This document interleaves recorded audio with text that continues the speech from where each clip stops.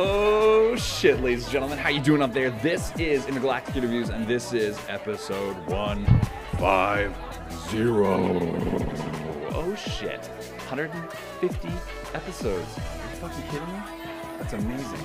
How this transitions? I just switched it to the non-fading. I just caught it quick on the monitor. I just saw I'm like, oh, it's very 80s soap opera in here with that nice. I'd like a 3-second fade, please. Soft fade. Ladies and gentlemen, how you doing out there? Did you have a great week? I think we're having a tremendous time. Myself, MD, people may or may not know me, as well as Jayme, but we love doing this show. This is episode 150, and of course, I couldn't do it without my compadre and compatriot, my co-radness over here. Conspirator? That's the word. I think we could conspire. If we were ever indicted, you would be my co-defendant. I think. There you go. Yeah, for sure. Also, like, whichever one of us gets indicted, the other one is getting raided for evidence, right? For sure. There might not be that person in, like, criminality, but we're... I didn't think you were going to say raided. So, there you go. Okay. Anyway. All right, well, let's just, okay, we're already a minute in, and there's a rape joke. So, the idea... There wasn't until you did it. There's nothing funny about rape ever. Even in that context, where it didn't actually happen to anyone? No? Okay. No, fuck. not funny. People are stupid. It's not funny. Nah. How dare you say that on the day House of Cards got canceled? How fucking dare you? Is this how we're starting this? That's exactly how we're starting this. Let's get a pulse check of the nation. Ladies and gentlemen, please welcome to the show Chris Martin. He's fucking on the boards all the time. We love this guy. C-Mart. Thank you very much for doing the show, bro. We did it. Episode 150. Can you fucking believe we're here?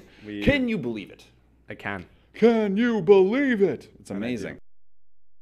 We've been sitting here about to introduce our guest. If you've already read the title, obviously you know who it is. But you have so many slashes to your name, it's very difficult to introduce you properly. Here's what I rehearsed in the shower.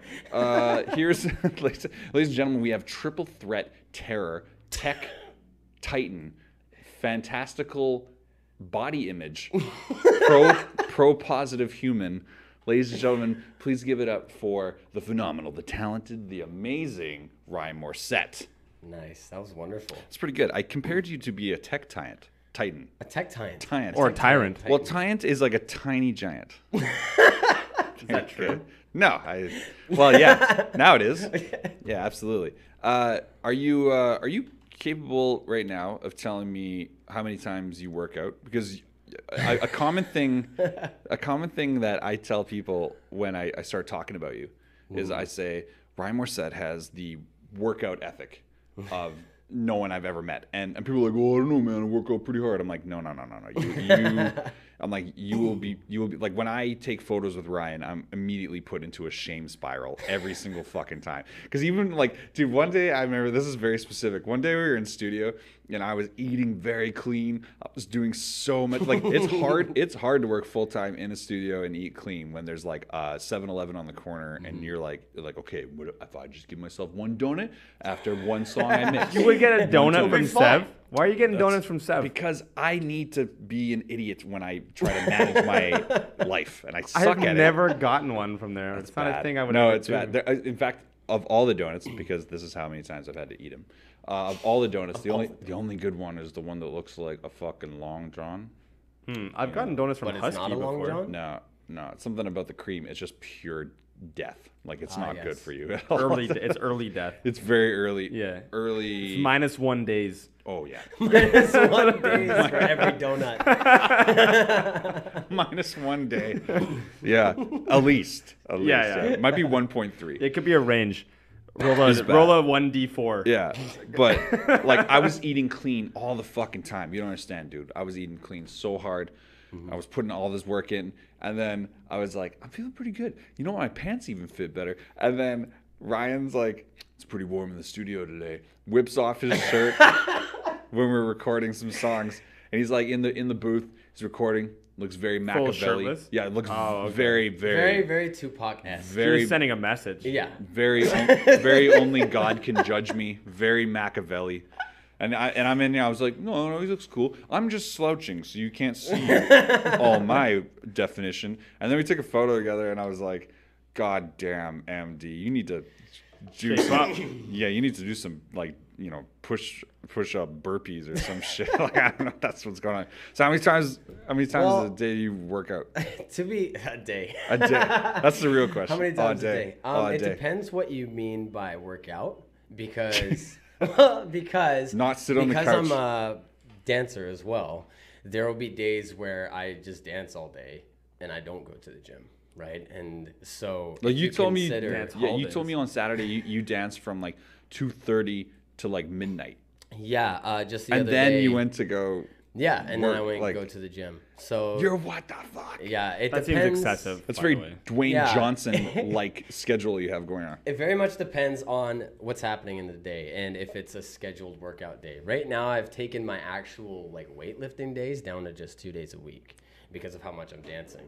So one day I'll go and I'll do full body both times. One day will be intensity, strength based. Right. And then the next day will be at the other end of the week and it'll be volume based. So lighter weights, more of everything. I see, yeah. Right.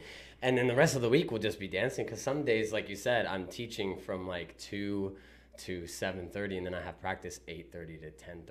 Oh, okay. Right.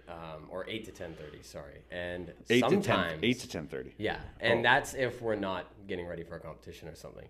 Usually when we're getting ready for a competition, we go at least 4 days a week, and the practices just go as long as they need to get everything done. Jesus Yeah. Christ. So some days I'm practicing till like 4 a.m. And the name of the dance group you are currently performing in competitions with is? 247. That's right. You guys are actually world renowned now, aren't you? Yeah, we, well, I wouldn't say that. I would. I mean, Dude, hopefully. I've watched. you did. I've watched the. Actually, hey, C-Mart, you could throw this up right now while we talk about it. Well, first I would say, like, I don't know if we fully, I mean, you introed, but I don't know if we fully got They the full. can read it in the fucking description. All right, all right. Like, he said he was a triple threat of what? Well, in front of me right now we have dancer, as we've established, rapper, and also actor. We have like you do fucking everything, dude. Yeah, I try my best. Yeah, and like you're really more than a triple threat because you're also this like fitness fucking like guru to me. All right, type in 247 2017 Body rock. Body Rock. Now the Body Rock competition we're talking about right now. Explain for our viewers and Chris Martin, and for my benefit too. Explain just exactly what this competition entails. C-Mart's going to throw it up on the screen right now for our audio listeners. So we're just going to describe this it. particular Body Rock, Okay. Body Rock is one of the biggest competitions you can be invited to. I see, And okay. You have to apply to be into it. So you can't just register and say, we're going to compete. You have to apply. They have to see you. They have to think you're good enough to grace their stage. Okay. So it's a bigger deal it's a very big than I'm even telling you. It's a huge deal. Just the fact that we were invited to perform was already a huge thing for us. It was like... Is this on screen right now, Chris? Yeah, sorry. So... Do you want to watch this with and we can comment yeah. on it as it's happening? Yeah. Okay, so I mean, I can't really see it. so just to be invited to perform, you can't see it? You'd have to like, you have to kind of like hook around your head. Oh, I see. Yeah. I'm sorry. What the fuck? You can't Much like see a fish hook. I can see it very from the side. it. Okay. It's just we have the. But I'm over on the far right right now. Yeah, we have the camera on the monitor right now. So this competition right now, what we're watching, this is like, just explain it. It's like a large group of people. Is what? How many people on the stage right now? I think it was 32. 32 people. That's a bunch. So at that like time. 31 That's a other bunch of killers people. like yourself, just like savage fucking dancers. Like Amazing, best dancers I've had the privilege of working with. What's the army theme? What's that about? So this is very interesting. So this particular Body Rock was their last Body Rock they were saying. It was their 10-year anniversary. They're going to take a break next year. Okay. They don't know if they're going to come back or not. Can you hear it right now? No. Okay, sorry. Go ahead. So you don't know. So this might never happen again. You Might never happen again. Might be the reigning champions for eternity. Could be. Wow. Yeah. So this particular Body Rock, since it was their last one, their 10-year anniversary, they made a theme for it. They gave every team competing a challenge, and it was they would give them a dance from a past Body Rock that team had to honor in some way. Whoa. So this is like more than just original content. This is actually like assumed already like crowned dances essentially. Yeah. Oh, right? there's ladies Yeah. now. Wow. So okay. yeah. So we had gotten Common Ground's theme. 247. 247, yes. Yeah. Was given Common Ground's routine from, I can't remember what year it was. Sorry, Common Grounds is another group? Yeah. Okay. Yeah. And their theme was This is crazy. Army-based. Yeah, and the dance that they had was a girl in a red dress has a boyfriend who's in the Army or a husband or whatever the case is, and he leaves to go to war, and he ends up getting killed and doesn't come back. Oh, no. And so Spoiler. I mean, what the fuck? I mean, Spoiler. I haven't finished the dance yet, Ryan Morrissette. Yeah. So...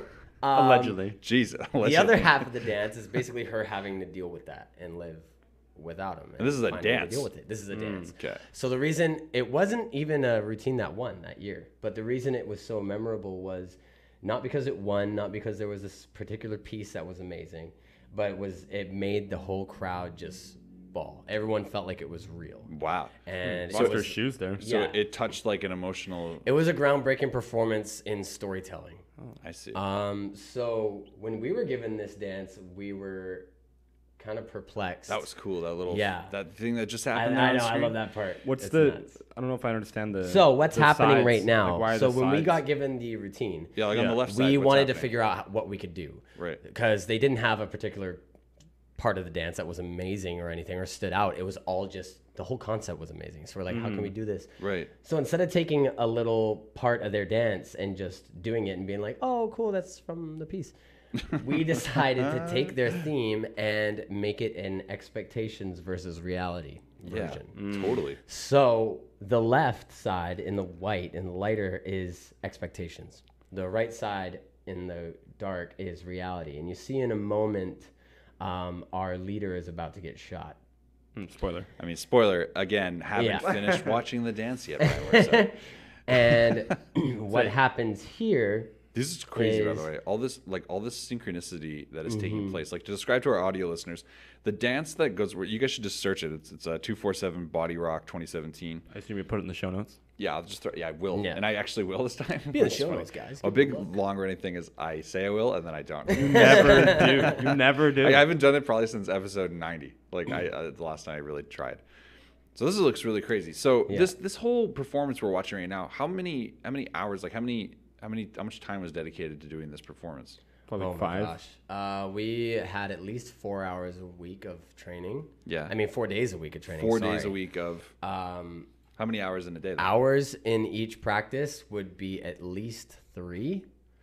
Wow. But it just went till we were done. So at times we were in the studio practicing for like 6 hours, 7 hours sometimes, because Holy we didn't. shit. Because another story actually about this competition is that 247 was invited a couple years prior, and when they went, halfway through their performance, their audio and their visuals just like glitched out, like Whoa, really? really badly. And that's like what happens because it's judged, right? So Yeah, what it's happens judged. when that takes place? So you're basically screwed. Is what So- happens. So that's considered like a fault, like a Well, card.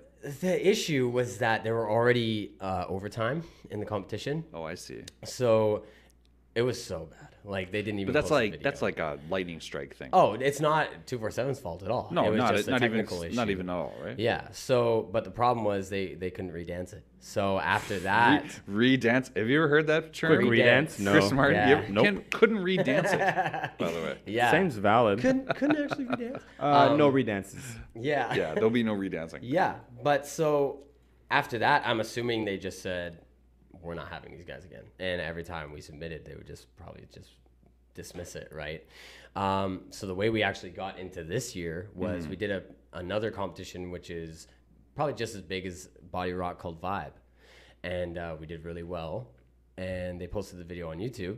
I'm gonna send this clip to Vibe and let them know that And Ryan Morrissette of 247 thinks they're just as good. I think it's just as good as Body Rock. Right. Yeah. I like the name All better. right, all right. Vibe. As long as that's not like Vibe is sick. yeah, as long as it's not a major controversial opinion. Well, Vibe that, I would like- say is more hype, and Body Rock I'd say is more. Okay, so Allegedly. now the organizers of Body Rock. Well, apparently we're not hype. Apparently we're not hype enough. We're not hype. Yeah.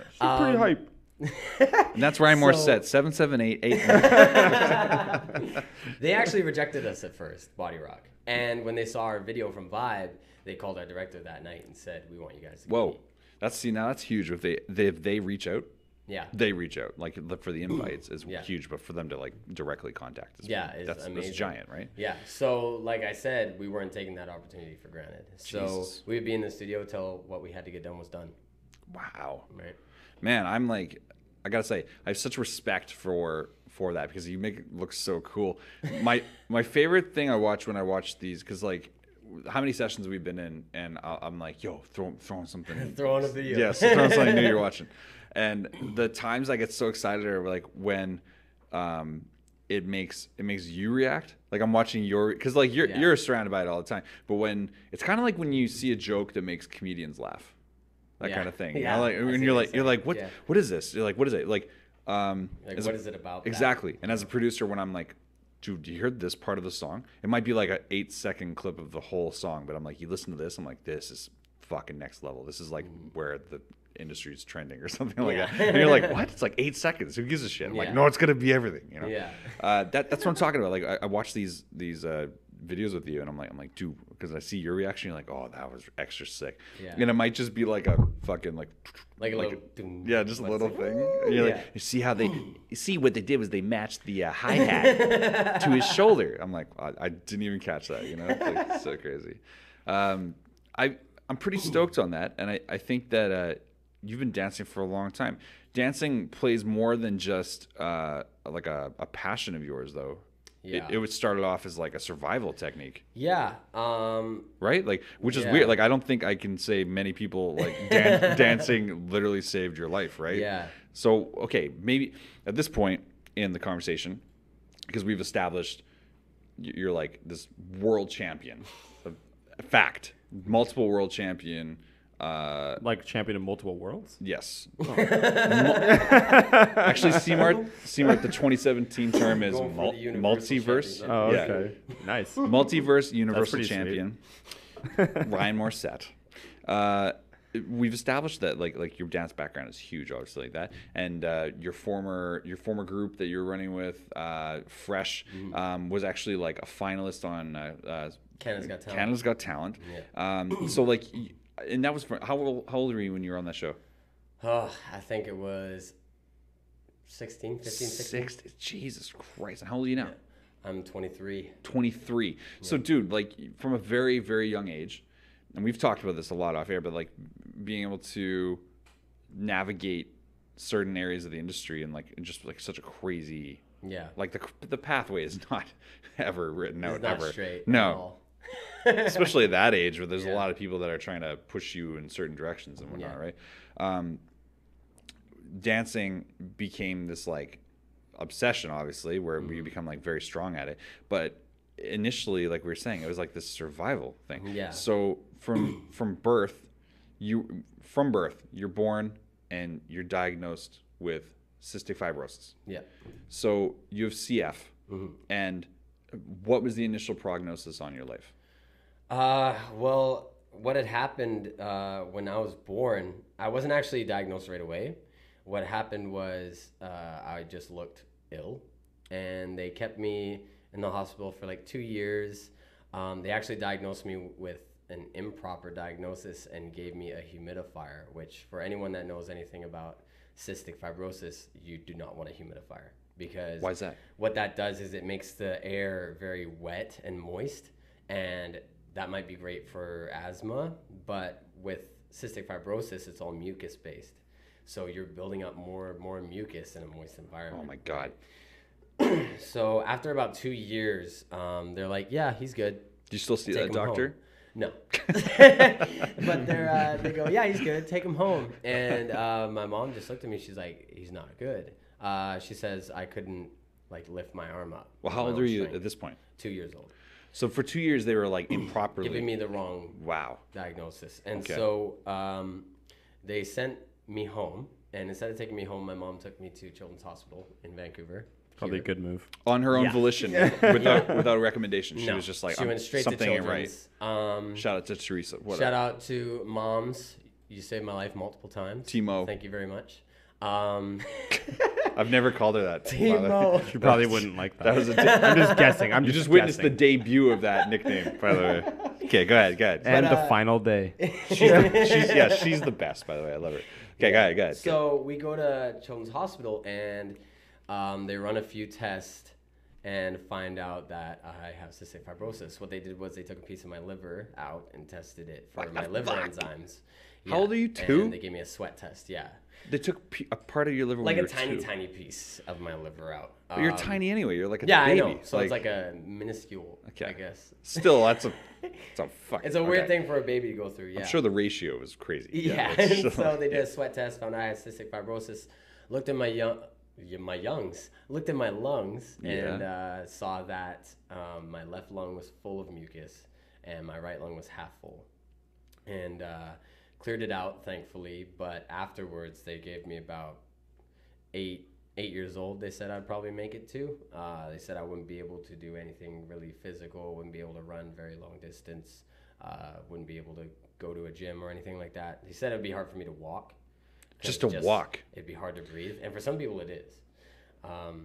Like other people with CF? Yeah, because CF ranges a lot. There's some people who are like 40, never got diagnosed until like today, and they don't need to do any treatment because it's just so mild. Really? Yeah, and then there's some people who are like 11 with oxygen tanks.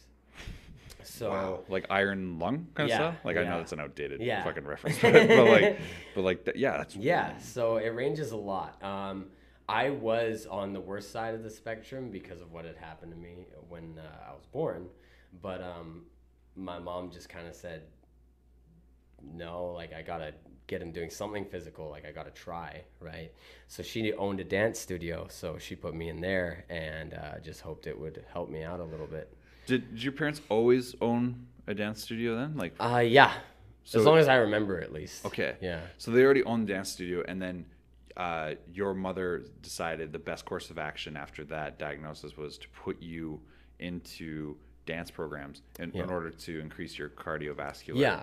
And she figured because she owned it, she could pretty much give me free classes, right? So she might have already wanted to do this with her son. It was all in her evil plan. It just worked out. So that's crazy. Okay, so that's from 2 years on. Yeah. So very quickly, I would imagine you took to it in a manner that allowed you to like exponentially challenge a lot of the limits that the doctors were putting on you. Yeah. Well, the doctors were very surprised with how my health is. They still are very surprised with how my health is.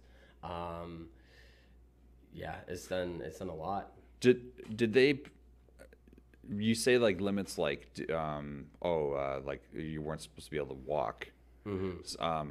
Did they put like any kind of expectancies on you? Like yeah, they said 8 years old was 8 years probably old. I wouldn't live much past 8 years old. Yeah. So from 2 to 8, you're just grinding away learning choreography. Yeah, and dancing. And then so what happens after 8? So well, they just saw my health improved, and then they. How do they? Like, I've always wondered how they walk back a comment like that. Yeah, I know, right? How do they go like, oops? Oh well, he's doing well, but like basically they'd be like, don't get too excited type thing. Seriously? I mean, they wouldn't say it like that, but that was kind of their attitude towards it. Borrowed time, motherfucker. Like, can you not put it like that? Like, wow. I feel like you could find a better way of saying it. Powerful, right? But I was in a pretty bad position, so I mean, you could only expect. We got people outside waving to us because you're Ryan Morrissette. That's why. Obviously. So from 8 years old, okay, so we have like a pretty weird thing hanging over you at this point. A lot of 8-year-olds aren't dealing with that kind of stuff. Yeah. What at this point are you like? You're living a rather normal life. Yeah. I was living a pretty normal life. I had like every few months I'd have to go into the hospital for a couple weeks and have an intravenous medication. So for a few weeks. Yeah, for like 2 weeks, because I'd always get like infections and stuff. How does that impact your how does that impact your diagnosis? So if you have CF, you get an infection. What is that? So things can grow in you. Things like one of the infections is cepacia. Cepacia. There's 2 types of cepacia. One that just kind of stays dormant and doesn't really do much, but you still gotta just watch it. And then there's one that just like kills you. And what is cepacia? Cepacia is just like I can't really explain it. It's kind of just an infection, but Like a buildup? not. Like It's my mind, weird. It my kind mind of just thinks stays so. there.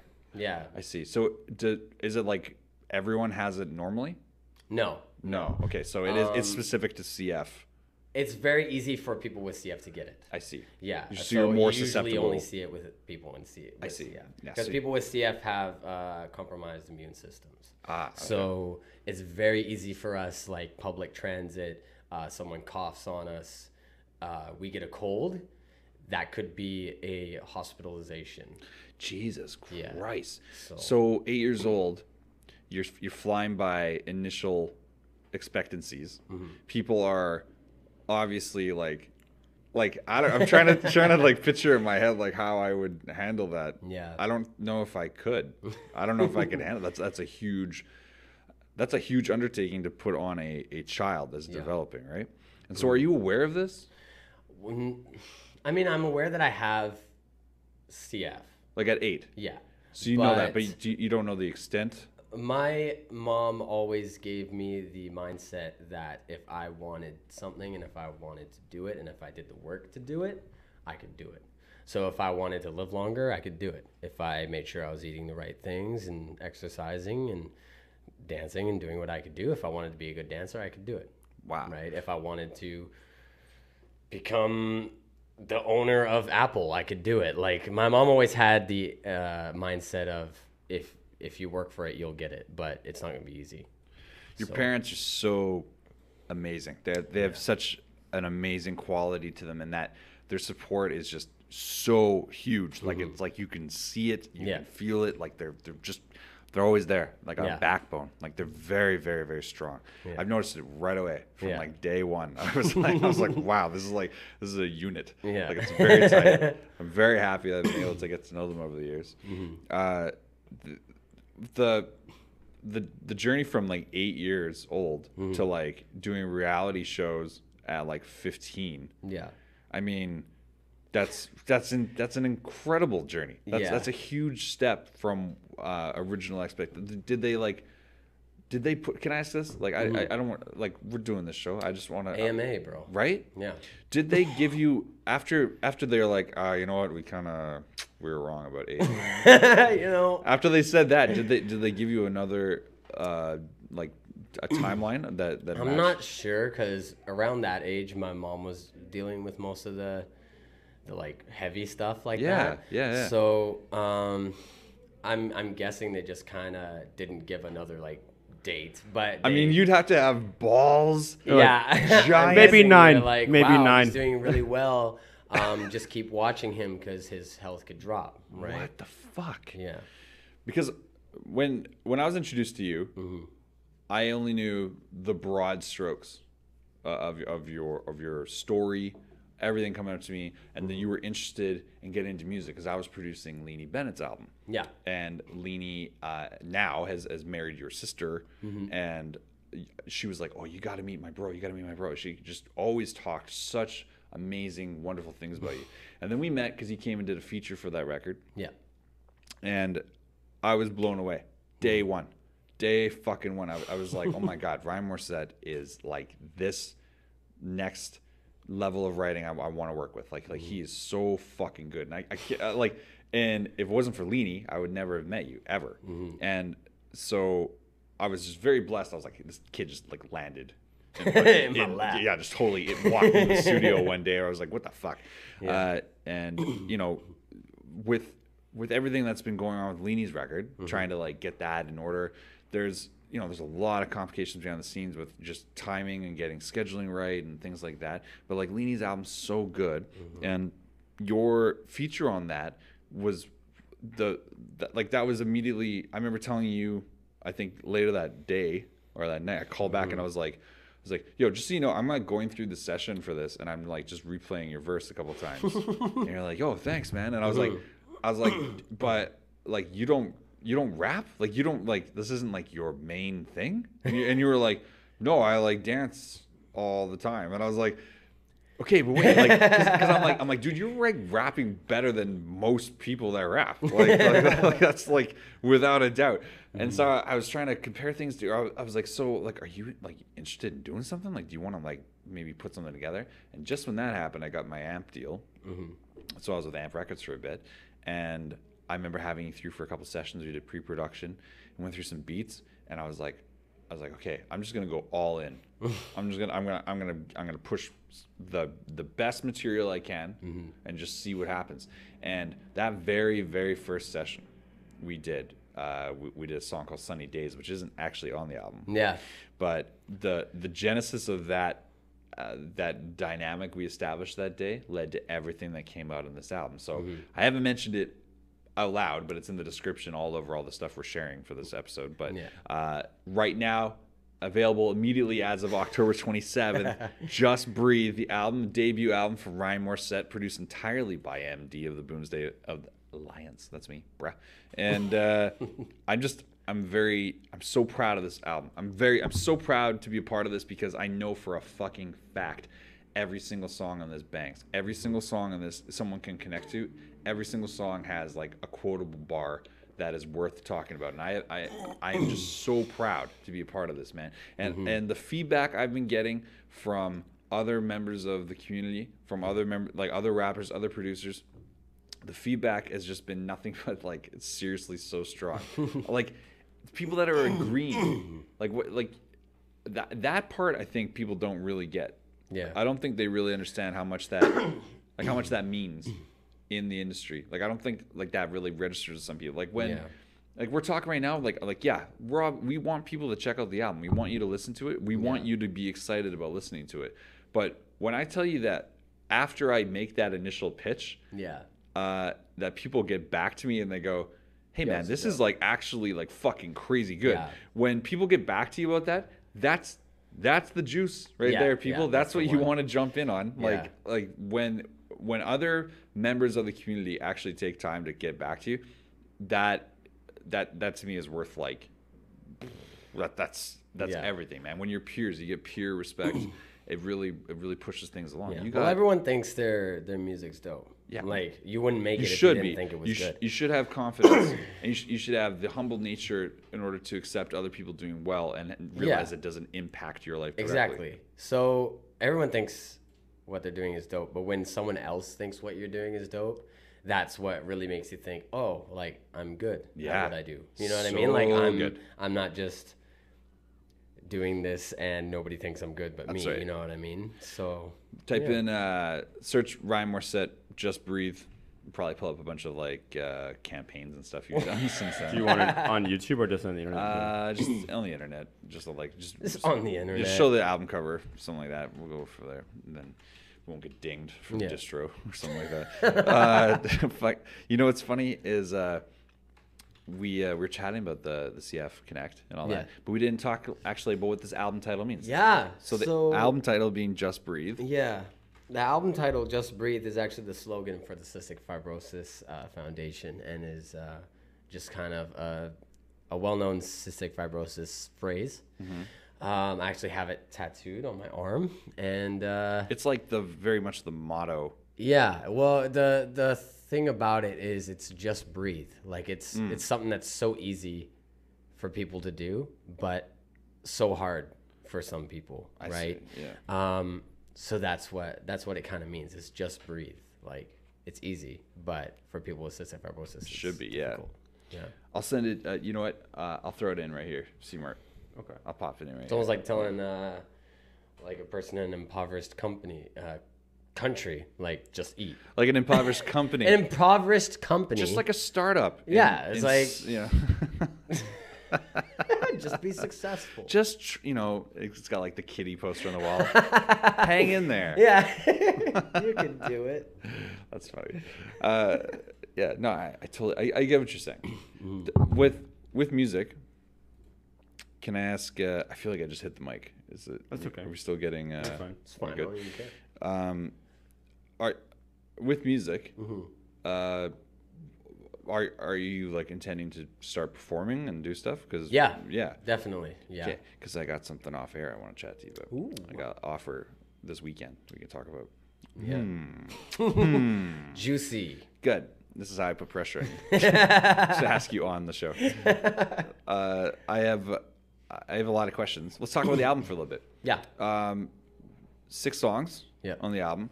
We did cut more songs for the record, but the significance of the ones we kept on were really important. Yeah. What song right now are you feeling the most on all the songs? Like, you have your own independent feelings. I just wanna know what you think. I've been banging UFO a lot. Yeah. UFO, I love UFO. I love that song.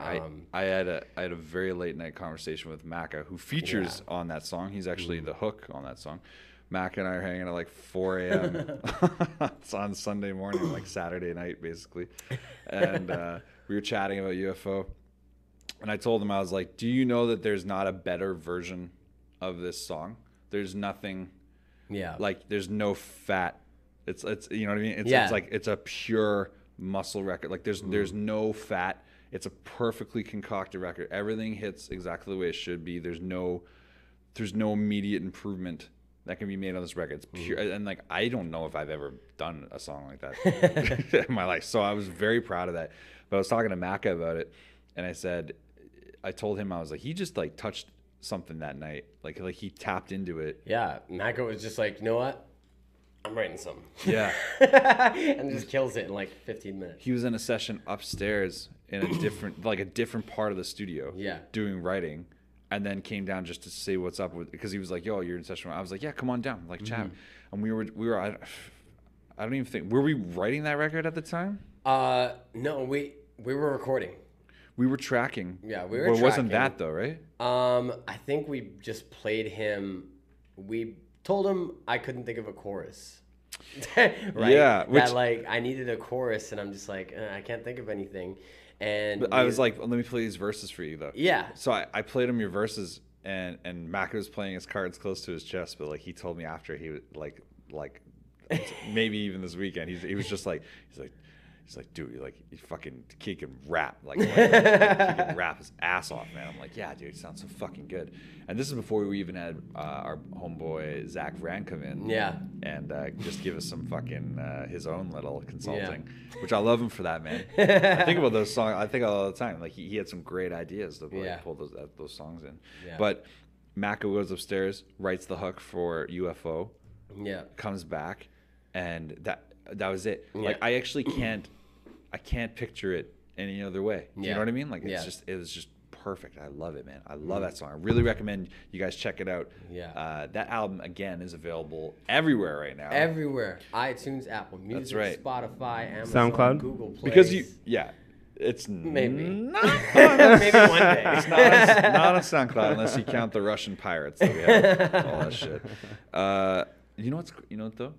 Just in the interest of maybe just diversity, I'll talk about the album itself is so layered and so many different vibes and feels and all that.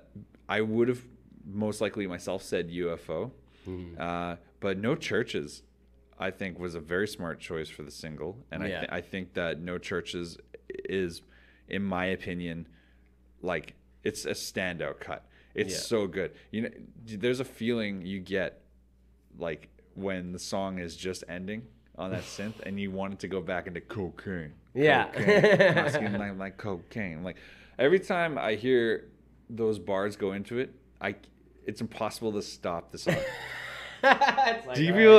Do you I'm like in it for the long haul now? Do you people listening and watching? Do you understand what I mean when I say that? Like, this is the equivalent of like, I don't like. You know what? It's like when Goodfellas comes on TBS or something like that. You're like, I don't even watch TV, but I'm gonna watch this 6-hour edited version of Goodfellas, because there's no way I can not watch this, right? So you just like watch the whole thing, or like Casino comes on, same thing. Yeah, that's the way I feel when I listen to No Churches. I'm like, there's no way I can just listen to a part of this and shut it off. No way. I have to listen to the thing with No Churches is there's no chorus. There's no chorus. There's no bridge. It's just going off. Bars and the inspiration. A lot of the drill, Chicago, Chi-town, like all that like drill. Yeah. All those like going off. Yeah. It was funny, man, because like we're talking music genres now, but like with drill and like just really fucking hard like those are hard records. Like those ones you're showing me, like they're like it makes Waka lit. Flocka Flame sound like fucking like Justin Timberlake. Like he's like they're very hard records. Yeah. And it's funny, man, because like when I first produced that, you were in house for that, right? I did that like in front of you, basically. Yeah.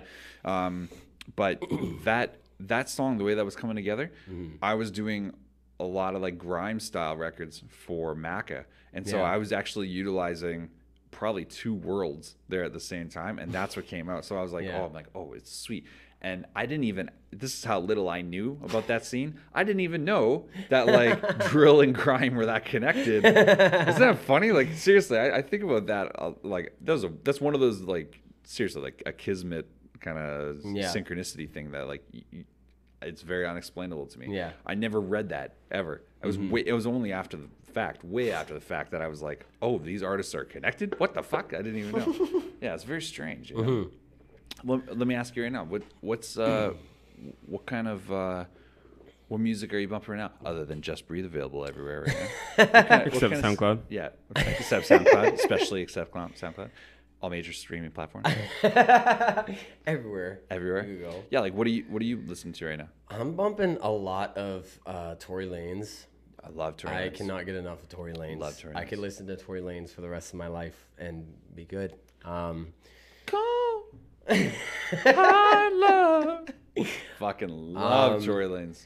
So and good. I've actually gotten into, believe it or not, Lil Pump.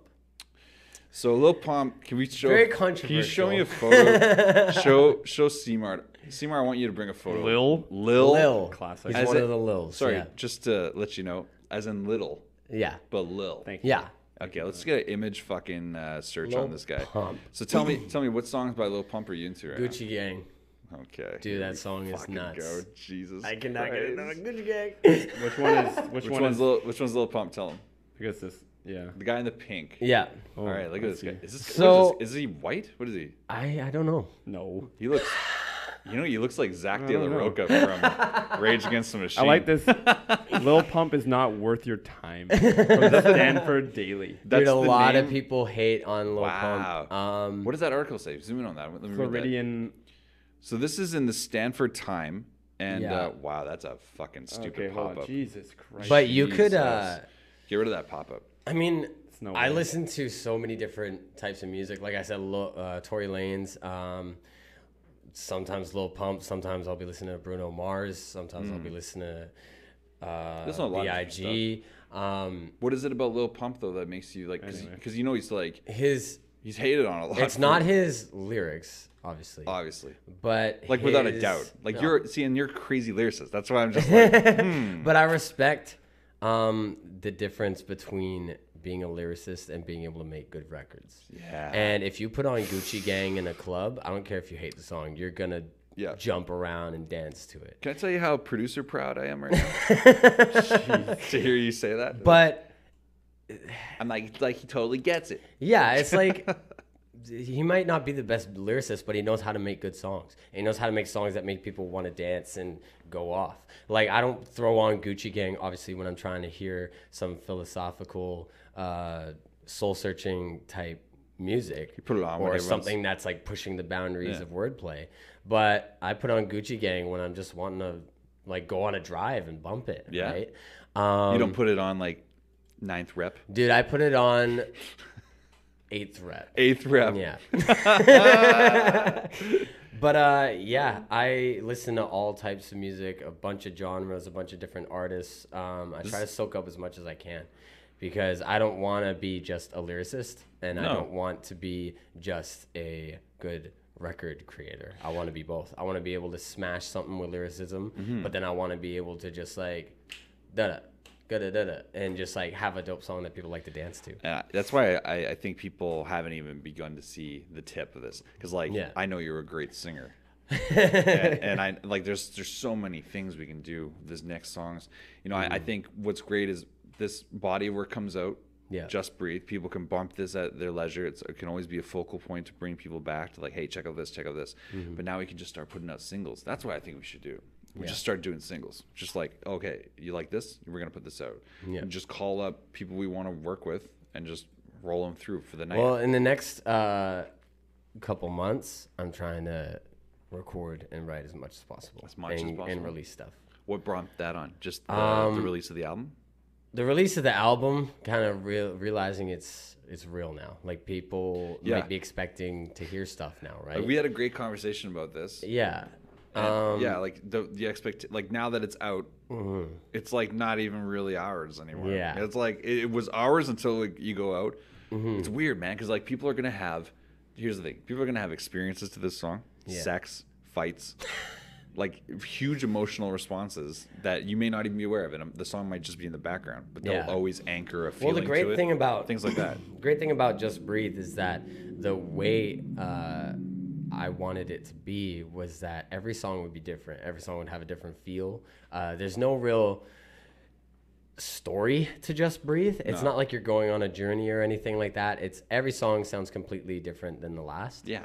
And it was intentional in the way that seriously, I want people to see, one, what I could do, but two, I want there to be something for everyone on that album. They might hate song 1, love song 4. Someone might love song 1, hate song 4. People have been telling me that the title track, Just Breathe, bangs so hard. Just Breathe, yeah, that's one of my favorites as well. Definitely. Featuring cuts from our boys over, like, shout out to Dodge.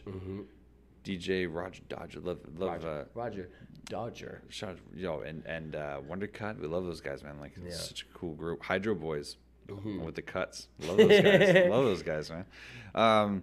Yeah, man. Like, I'm saying, like, you're right about that. Like, it does have appeal to almost everyone. Like, you know what's a really cool song on the album is Release. Release has a cool vibe. There's a story to that song for sure. Yeah. Was that written from a real point of view? Yeah. Like a life story, like a real life thing. Yeah. Everything in Release. I regard Release as probably my realest track on there. As in everything in that song is actual experience. It's just a short little cut. It's only like 1:30, something like that. Yeah. And it has such an impact on the album because it gives us like kind of pause, but like it builds in a way that like we did it, and like I remember you showed me the idea for it. You were just like, hey, I just want to do this little thing. Yeah. And I was like, yeah. I think it was even actually, check this out. This is how real it was, just to get super real. I think this was even outside of the scope of our initial deal. Yeah. And I was like, I'm just going to do this. It's like, let's just do it. Yeah, that's how excited I was about it. It was great, and it turned out fucking great. But we couldn't get the vocals right. No. So we did all this. We did all this pre-production in person, and every time we did it in person, it was bang on. Yeah. Every fucking time. And then we go in the booth, and it was like something wasn't hitting. Yeah, something wasn't hitting. Yeah. It wasn't catching the way we were doing the performance. And I was like, this is weird, because usually, in my experience, when that's happening, it's literally just something we have to like shake out. Yeah. And I'm like, okay, well, let's go back in, and it's fine. Like, seriously, it almost always will shake out. Just like take a 5-minute break. Yeah, or something. but it was fucking weird because it just like wasn't shaking. And then I was like, well, so I started examining in my head. I was like, what is the common denominator here? And I thought, well, okay, every time we do it, you're like sitting beside me. And we're doing it like just sitting down. And I was like, okay, why don't you just fucking sit down and do it? Dragged all the gear into the control room, dragged everything fucking. It's like this beautiful studio, and we're doing it in the like we have all this room. We have all this room, and we did it in like maybe 4 feet from each other. Yeah. So good, and that kind of like just organic approach to it, I think, is really cool. Like that album is just full of like little risks and little chances. We can hear it in the way that I rap on the track. I agree. Is that like even pulling out the equipment? I did it with my eyes closed, and you dimmed down the lights, and it was like little touches like that. Let's just like get in the moment, right? And I was like, dude, because like there's a thing about creating an atmosphere and an environment where you're constantly allowed to create properly, like where the overall goal of the record is to immediately achieve the best, no matter what. Like when those are your results you're searching for, the answers start lining up very quickly. It's when you start taking shortcuts that you run out of options. Exactly. When you take a short, you're like, no, it's good enough. good enough doesn't cut it. Yeah, like, good enough isn't good enough. No.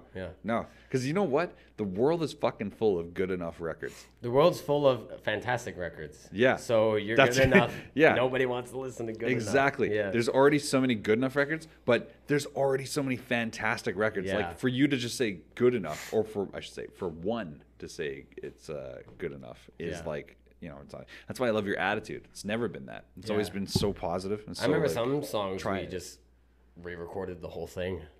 Because I came back like the couple weeks later and I was like, right. I don't like it. Let's retrack it. Do we redo Cold Shoulder? Yeah. Like three times, right? I Three think. times, right? Yeah. There might be a couple times too many. Yeah. A lot of that, some of that, no, I shouldn't say a lot, but some of that album process is a bit of a blur for me because I was mixing like fucking 5 albums at the same time. So I was like, where does that rank? And I was, because like in my head, I was like, oh yeah, we did record it a few times. Yeah.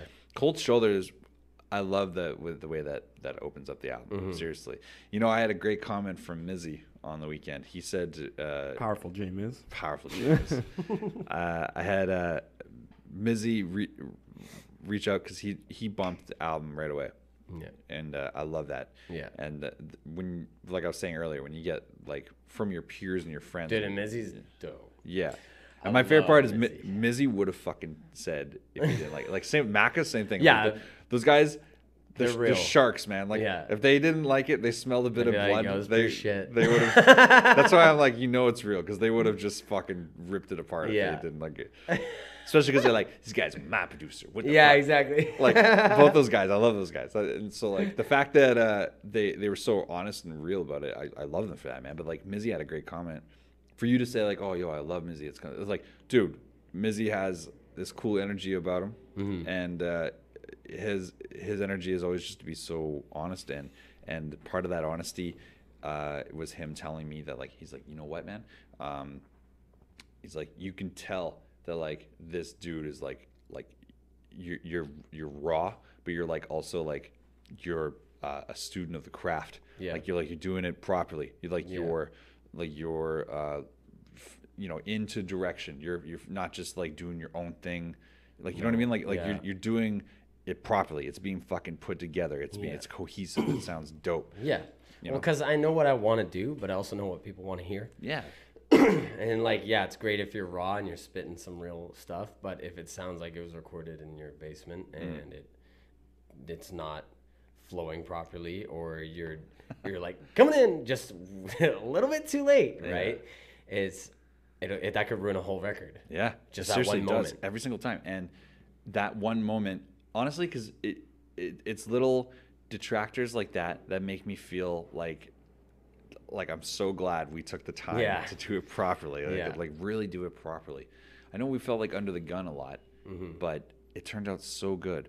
I think Cold Shoulder is I love all the songs on it, but like we'd have to talk a little bit about Cold Shoulder, just because like the hook on that, the bridge on that is singing, and I was interesting. Yeah, that's why I think it's a great song to open the album, because it shows a lot of your character right away, and it's just so catchy. It's like very catchy. I love it. It sounds very, very West Coast. Super West Coast. Super West Coast. That song is.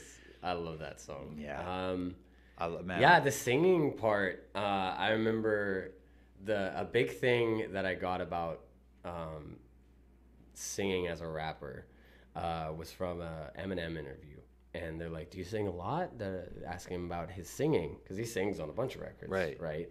And he's not like Haley's song. Yeah, and he's not like Michael Jackson at singing, but he goes, "No, I can't hold a note for super long," but he just goes for it. And it's Eminem, and it's how he sounds. So it's just what it is. And nobody goes, yo, he sucks. Because he doesn't, you can tell he's not trying to be an amazing singer. He's just using his voice and what his voice is good at and prolonging it and making it singing. You happen to be a great singer, though. Which is but you know what's funny is Eminem also took that risk. Probably, this is really funny because this is a weird statement to make, but he probably took that risk in probably the least risk environment ever. Yeah, exactly. As a multi-platinum artist. Right, because think about this. Like, Yeah, singing for him might be fucking crazy if you think about, like, especially that era of rap. Might have been crazy, but he was selling, like, He was smashing it. He was doing, like, voices where he talks about putting gerbils up guys' asses and stuff and selling platinum. So, like, like, for him to try singing, I'm like, yeah, it seems pretty safe. Yeah, Like, it seems pretty safe. So it wasn't even that dangerous. But like, here's the thing now. If Eminem tried to fucking drop some, some JT, some Justin Yeah, if he tried to Timberlake. be Drake, it would be like, what are you doing? And that's the thing. He's not trying to be a Drake. Yeah. He's just throwing in some singing when he feels like Yeah, he's not music soul child. Over Yeah. here fucking, fucking throwing it down. You know what? We just got the light for the episode to kind of start drawing in, but I really want to just keep chatting. Yeah. Are you cool to chat for a bit? Yeah, of course. Are you good, C-Mart? Chat for a bit. There's just more stuff I just wanted to keep going over. Let's keep it rolling. Plus, I've been waiting to do this episode with you for like... It's 150. Let's go hard. Yeah, it is 150, Yeah. of which we haven't even really like acknowledged that too much. But 150 episodes is pretty fucking darn cool. Yeah. That's a darn cool. That's Pretty like, dang gone neat. That's pretty neat. Like, I think about it in my head when this shit started. It was like 4 years ago, 2013, and I did like I feel like we do a recap of this podcast a lot on Pretty show. frequently, yeah. But the first like few episodes were just production diaries, talking about stuff. Maybe even working with Ryan Morrissette initially. I'm working with this new kid. He's fucking rad. Something like that, and talking about production diaries and maybe like a movie I liked or something. Yeah. Because I didn't know what the fuck. I was. You have pretty bad taste in movies too. Yeah. I was like, y'all should watch Cube 3. It's called Hypercube. It's all that. If you're like, what? Like, so yeah. But like by episode 3, I think even it was only a couple episodes. By episode 3, I was mixing. I'm doing a bunch of mixing with Jesse Laborde. Yeah. Friend of the show. Legendary. Yeah. Jesse Laborde. And I was like, hey, do you want to stick around after mixing and do this podcast thing I'm doing now? And he's like, what are you doing? I'm like, I don't even know. I don't even know. Didn't have Just theme do music. it. Didn't have theme music. Didn't have sponsors. Nothing. Like just nothing. So I was just like, okay, yeah, let's just do the show. So he came on and we chatted just like this, and then that was that. Yeah. And then I was like, okay, now I need another guest. Now I need another guest. Yeah. By the time I got to like 16, I had just signed my deal with AMP. So I was like, I should start doing the podcast out of the condo and start doing it at the AMP studio. Started doing it there. From 16 to 65-ish, around there, I think 61 maybe. The show was done in the bank vault. Mm-hmm. It was growing, and then I remember like around episode 40, I started because people were like, "So this is like your show?" Because it was just me, and I was like, I guess I don't even know. I guess. Yeah, like there wasn't a fucking plan. I wasn't like, yeah, it's gonna be a show where we talk to people. Like, I was just like, no, we're just doing this after doing production and music and mix, and like I was doing all that stuff full time, so I had no real. There's no timetable. There's no like I was like, yeah, it's just what we're doing now. I don't know. And then AMP closes down. Yeah. And there was about a 4.5 month gap with no episodes because I didn't want to go back to the condo because it was dope at the bank vault. So I was like, yeah, you can't lower the bar. Right. Yeah. So I was like, look, if I'm going to do it, I didn't even mention this, but at the same time, I was actually approached by Van City Buzz. Oh, yeah. And I was doing a podcast for Van City Buzz at the time, now known as Daily Hive. And we did a show called Nights at Dunsmuir, and we did like 17 episodes. Yeah, I remember that. Right? So that's like, how many fucking weeks is that? It's like 6, 17. 4, was it every week? So 4, 16, so 5.5 months, something like that. So almost 6 months of doing this show, and it just wasn't hitting the way I thought it was. And to be honest with you, there's a major lack of promotion synchronization with Daily Hive, where like when we went into it, it was very much promised to me that it was going to be like, we're going to have a drop down menu for podcasts officially for Daily Hive. And like, I mean, not for nothing, but the hits that they're talking about when I sat in a couple meetings where they were talking like the amount of impressions and unique hits that they got. And like, this is old news now, so they're doing way bigger than this now. But like at the time, it was like 2 million unique hits a month.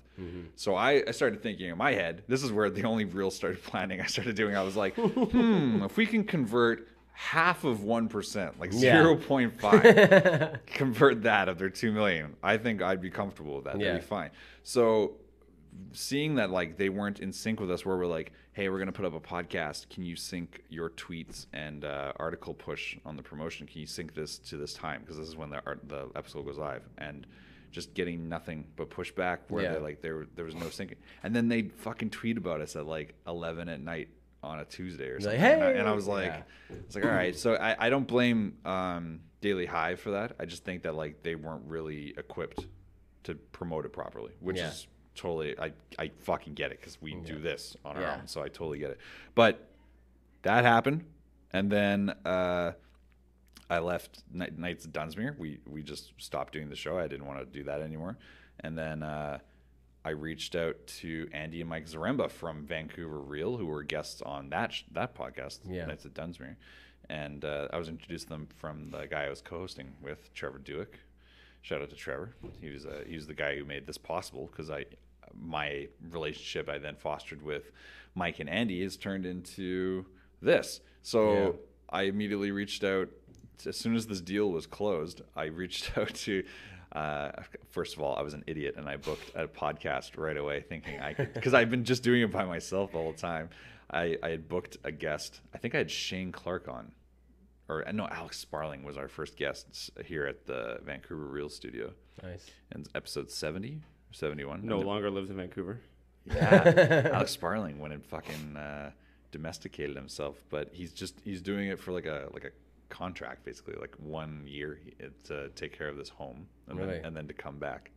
He's a killer. It's so funny. He's telling me the story. I'm like, what do you mean you're not gonna do comedy? Anyway, fuck it. He's gonna come back. He's fine. But you know what's crazy though is I reached out to C-Mart. We had done another podcast together called the Boomcast, and we worked really well together with that. Allegedly. Quasi Thomas was part of that as well, and we did a bunch of episodes and then just kind of shelved it, because it felt too morning radio. It just was too segmented. I was overproducing it, essentially. It's like, okay, now let's go to our next song. It's like, who gives a shit? Like, fucking, what about the conversation we're having, you know? And C-Mart came on the team, and then Saavedra came on the team. I was like, yeah, we just need, like, someone else to come in, good energy. We wanted to talk, and from 70 to 119, and then Mike left the show. And it's just been like myself and C-Mart since like 119, and we've been fucking crushing it. We're trying to do more crew episodes now. Yeah. But there was a major gap from like 119 to 148, I think is the last one we did. But yeah, it's been a fucking hell of a ride, man. It's been pretty cool. I think it's weird when you think milestones, like a weekly show, even with that 4.5 gap, that's like, 3 years of fucking documentation. Really dumb things being said. Just dumb with no, and like, you know what? Of those 150 episodes, 2 of them which were quite good. Yeah. Two were worth it. 2 of them were pretty good. 2 of them were not bad. Well. Yeah, 2 of them were not bad. Including this one. This was the this is the best one. So that's basically that recap. I think I'm very happy that people are giving a fuck, and just doing it. Yeah. You know how terrifying it is to understand the day you realize that even if you give the most fucks about something, that the world can still just ignore you. Yeah. Like, that's a fucking terrifying feeling. When you first realize that, that's like the day you become an adult, for sure. You're like, what do you mean? You're like, well, look, just because you care about this, doesn't mean that anyone has to give a fuck about it. So I'm happy that anyone gives a fuck, which is nice. And I'm grateful to C-Mart for constantly putting up with me week to week and dealing with whatever the hell it must be to work with me side by side every week. So thank you for that. Thanks, bro. True. Trilla. What about you, Killer? This is your debut on the show. Yeah, man. Long time listener. I've been trying to get a long time listener, you guys. First time guest. No, I've been trying to get on here for a while. But you know, That makes it sound like Jayme, I've been holding you Jayme off. hates rebuffing. me. So. Yeah, arms like I'm like, wait a minute. The truth is, now that you've made the debut, you have to fucking come back a Dude, lot. I'm coming back. How about you come on every time we put out a new single? Let's do it. That's what we should be fucking doing. Yeah. And we can chat about more shit. Yeah. I like the idea now, dude, that you've debuted this album. Mm-hmm. It's such a strong body of work, and I like the idea that like this.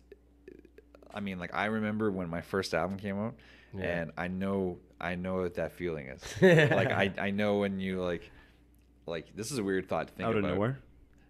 No, I know that's not it. No, I know Jesus, that's not it.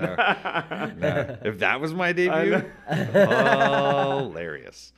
Great album. I love that album. But like the fucking what I'm saying is I remember what it was like to put a song on when people are listening and then to only be focused on their reactions. Like to no one talk. Like like that kind of thing. It's just like that's like I'm so far removed from that now. Like now it's just like, oh, you could pause it halfway through and I'd be like, okay, that's what a pause button's for. You know? It's not. That's why it's there. Right? Yeah. Like, but before I'd be like, oh, can you believe he was talking through my verse? Like, what the fuck? It's like, dude, it doesn't. That doesn't matter. Like that stuff doesn't matter. But like, I used to be very different when I would react, and a lot of that came from just like learning how people respond to your music and just learning, not living in the bubble that I was living in, where you're only interacting with other music listeners. Yeah. You're only listening to like people that like take it so fucking seriously. Yeah. And then you talk to people and they're just like, yeah, I had sex to a song once. What was it called? I don't know. And you're like, you don't know the name of the first song you had sex to? And you're like, dude, do you? That's a weird thing to know. Exactly, right? It's a weird thing. So you don't know? No, I don't know. Fucking heathen, get the hell away from me. That's hilarious. I don't know. I'm just saying, like, I'm proud of you, bro. I know that you're doing a lot of things in your life right now. Like a lot of your schedule is taken up doing a lot of crazy shit. I It's get crazy that. right now. I fucking get that. But I'm just like, I'm so proud of you because I know you're so capable of doing so much.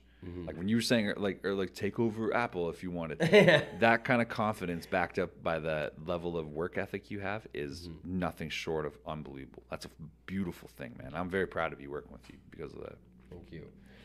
Yeah, man. Well, I love the work that we put out together because I feel like we have the same kind of thought process and the same kind of expectation of each other. Yeah. And we kind of like and dislike the same things.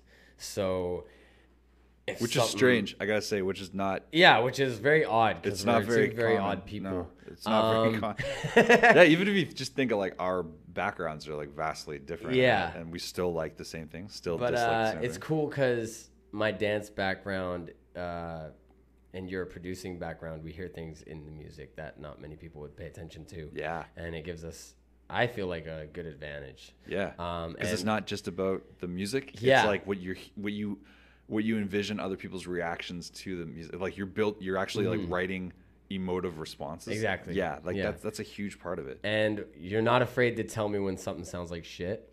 I remember a few times you've been like, no, we're re-recording that. That was pretty bad. But that's good because I can't tell you how many times I've listened to a song and thought, how did the person recording this person not be like, no, let's like redo that, or like let's modify these lyrics a little bit. I always try to explain to people, I'm like, do you understand when you hear like a widely panned song, like when a song is like awful, like I don't even know what to compare it to right now, just a bad song. Let's go Friday. Yeah. Like there's a fresh reference, Rebecca Black. Yeah. She's amazing now, though. Have you heard her lately? Is she good now? Dude, she's great. Get the fuck out of here. She's not good, is she? No, she's amazing. Yeah, she's really good. Shout outs to Rebecca Black. She rapping now? No. With that fake Usher guy in the video? Did you ever see that guy? Have you seen the H3H3 videos on that guy? Yeah, dude. C-Mart, type in fake Usher, Rebecca Black. I guarantee that comes up with something. Fake Usher Rebecca Black. Yeah, that's him. 100%. Yeah, put that guy on right there. He has a like he's got like, this is he has his own Facebook. page. Well, don't pull up the guy's Facebook. Fuck, just dox the shit out of it. That's not a real thing. No, that image right there. That's it. This There it fucking is. fake Usher. That's Look my at him. mans. He looks like 2003 Confessions Usher. I like that this is like the fourth thing. Yeah. I'm pregnant. What is that girl? Why is she putting that up there? What is this? This is a bit of a rabbit hole. proud. I think. Oh, Rebecca. That was Rebecca Black. She says, "I'm absolutely not pregnant." Quote Rebecca Black goes on Twitter to deny pranksters. When was that story released? I don't This know. is 2011. She did a. She was, I'm not sure if it was a cover or a single that she recently put out. But it's with that dude that he just did the T-Pain without auto-tune video. Ooh. Have you seen that? Type that in, bro. Yeah. Who's that? I mean, there's a little bit of auto-tune because there has to be when you produce, but I didn't hear it. Don't give away our secrets. he What am I looking up? I didn't hear. What am I typing in? Oh, I was pretty down a rabbit hole. T-Pain without auto-tune on YouTube. Really good video, but he does a lot of videos, and he did one with Rebecca Black, and I can't remember if it was an original or a cover, but dude, she smashed it. She was amazing. And I remember commenting, and then she commented back at me and said thanks, and I'm like, sorry, Rebecca Black. yo, I was like, yeah, we made it. I popped the champagne. I got the red panties out. We made it. was Is great. it this one? It's a red panty night. We did it. Is this it? That must be it. Is that one it? Mashup? It would be the top one. Okay. Kurt Hugo Schneider. Schneider. Kurt Hugo Schneider. Amazing. 7.5 million He views. can sing too. Not bad. He's good, yeah. And he did one with little Rebecca violin. Black. That was So amazing. T-Pain. Fiddle? Oh, I see. What's the difference in a Yeah, that's violin? the one. So this is on T-Pain's Yeah, he actual. does a mashup. Yeah, and it's really good. Someone wrote a whole story to what the mashup is about in the comments, and it's nuts. It makes you look at it as its own song. I like that you give YouTube comments the time of day. That is Only when they're unusual. upvoted insanely. This is just like those poor companies. Just Just struggling. Company. Just imagine you're from a low-income company. And I like, had a lot of fumbles today. it's like, yeah, no, that's perfect. That's It's fine. from my slurs. I remember when I was. This is a special episode 150 length, by the way. We're gonna go. Let's do it. Whatever, fuck it. I like what we're doing right now. Go ahead. But I remember when I first got heavy into acting, I had to get speech lessons because I slurred so much. Like gangster slurred? Like, yeah, like I kind of talk like this and I kind of slur my words and I didn't really move my mouth. Oh, you didn't open your jaw. Yeah. You didn't I kind of enunciate. just talk like this. Yeah. And so I had to get speech lessons to enunciate what I was saying because I would, one, talk too fast, but I would also slur. So obviously a terrible combination. It Yeah. just sounded like, right? So, How'd that go again? oh, okay. Yeah. So, That sounded kind of ethnic. A little bit. but yeah, so that's a thing. Well, you probably wouldn't know this about me, but when, like, in my most like down tempo moments, Yeah. because like you do the show, you talk, you're always like, hey, blah blah blah blah blah. Hey, what's going on, guys? Yeah, and everyone's like, oh wow, like what the your voice is very unique. I get that Yeah. comment once in a while, and I hate it. this guy hates it so much. He hangs out with me every week to record it, so other people don't I have to listen to it a lot louder Yeah, than I normally would. What a hear what a weird position you'd be in if Yeah. you're just like I hate it. They're like, why do you do it? I'm like, I don't know. I don't know, something. Grates on me. it. Scratching an itch. I'm like, you're here every week doing it with me. You're like, no, I hate it. Fucking hate it. But like when I'm like super like tired, I put very little effort into moving. Into speech. No, my jaw does not move. I say stuff to Liz when we're at home, and I'll be like, would you want to go and grab a sweater? She's like, so she caught sweater, but like, what do you She do? got sweater. She's like, sweater, what? I was like, you go sweater. And she's like, no. She's like, are you fucking around? And then sometimes I purposely say something wrong. But And by sometimes you mean Dude, like I- 60% of the time. almost every time. We've trolled a lot in our recording sessions. We've trolled Liz quite a bit. We have actually, yeah. Quite a bit actually. Yeah, people.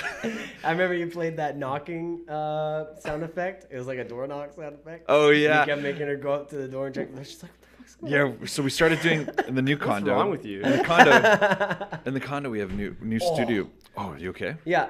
That sounded brutal to the audio listener. But, Yeah, no, it's good. in our new condo, we have I finally have like a pre-production little studio area. Like it's pretty much just enough for me and one other person. It's like I don't like having more people than that in there. But it's the two of us in there. But you can hear way down the hall. You can hear us if we're like playing it loud or something like that.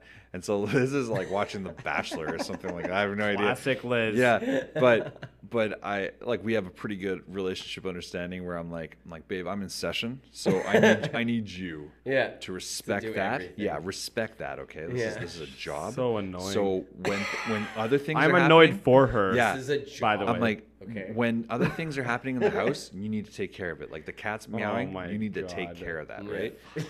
Fuck you. So I Fuck you. I happen to have like, I don't know, the most fucking expansive, like huge library of sound. I have the Lucasfilm film library hard, and I have the entire BBC You got the collection. Diablo 1 caves. Oh, monsters. Oh. Ambiance. Oh, stay a while and listen. Like I have a lot. And so one of them I have is a very authentic sounding knock on the door. Yeah. And so I played it and I was like, babe, How dare you? someone at the door. Knock, knock, knock, knock, knock. Aren't Babe, you someone's right at the door. beside the door? Yeah, too? so that's the Yeah, best we're part. right beside my the door. This part of the studio is just right beside the door too. So I ended up. You could have just knocked on your own door. Yeah, Yeah. which is good. No, but I'm like, babe, hurry up, and I play the beat for a bit, and then I knock again, knock, knock, knock, knock. She get up and back and forth. After the second time, she's like, "You are a fucking asshole." She just knew. I love that she did. I didn't know what to say anything. I was like, babe, seriously, this is a really like the more serious I get, the more she knows it's The more not bullshit. Because I was like, babe, this is really disrespectful to Ryan's time. Ryan is here for this, okay? He drives all the way. Yeah. Ryan drove here all the time. Did you know he's already danced 6 times today? You need to have some respect. 6 She's times like, today. Jesus, fuck. Yeah, it's good. Plus, I was interrupting Whore Island or whatever the fuck the name of that show is. Very Horror important. Island. Yeah. So the off season of The Bachelorette. This is what I know. Off season. This is what I know. When that's not The Bachelor. First of all, none of this is true. I promise. no, you. this is 100. I know that whatever you're about to say is completely false. This is 100 P, as I recently was taught by shout out to Emily from The Radical. 100. She said that non-ironically to me the other day, and I was No. like, "Yes." She was like, "I'm 100 P excited to go to Scotland," was her exact word. And I said, 100 P? And she's like, "Yeah." And I was like, "This, I can work with this." So to shout out this fucking moment right now was This false moment. this for real moment is this is what I know because I come home from the podcast and The Bachelor is playing sometimes. So I'm like, I usually talk shit through it and ruin it. I'm like, this guy's a fucking lame. Look at this beta fuck. Fuck this guy. Just shouting shit Tequila on your breath. at it. Yeah. Yeah. Like picture something you love and then someone coming in drunk and Yeah. being like, fuck Shitting this. on it. Yeah. And like, it's the one thing I like. Fuck it. Yeah. So I'm like, Go to bed. yeah, exactly. Yeah, exactly. So I just come in shit talking, but sometimes I started coming in and noticing it wasn't the show anymore, and I was like, "What is this?" Because it's like on a beach, Yeah. and Liz is like, "Well, this is called," and I forget the name of it, so it's Whore Island. So basically, all the B-side, all the losers from the shows, they pay them to fuck or something. I don't know. They're on the show. I don't know how it's not prostitution. How is this show not prostitution? We pay you First to of be all- on the show. Oh, God. We pay you to be on the show to have sex that we film.